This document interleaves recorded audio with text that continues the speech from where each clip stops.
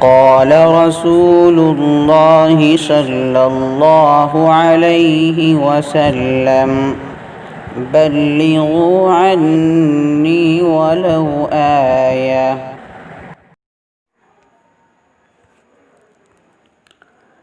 نماز کی قبولیت کی شرط۔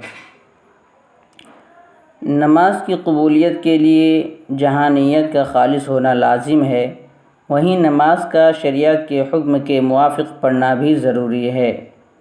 ارکان نماز میں کمی یا بیشی کے ساتھ جو نماز پڑھی جائے گی وہ ہرگز قبول نہ ہوگی، چاہے نیت کتنی ہی خالص ہو، کیونکہ عبادت وہی قابل قبول ہوتی ہے جو شریعت کے بتائے ہوئے حکم کے مطابق ہو۔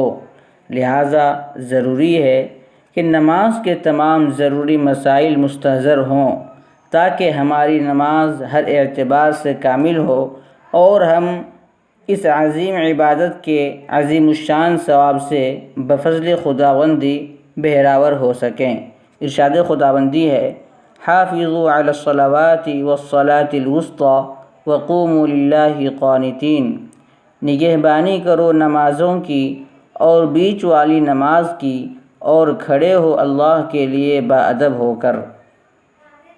اس آیت میں نماز باادب پڑھنے کا حکم دیا گیا، اور نماز کا ادب یہی ہے کہ وہ پوری طرح سنت نبوی علی صاحبہ الصلاۃ والسلام کے مطابق ہو۔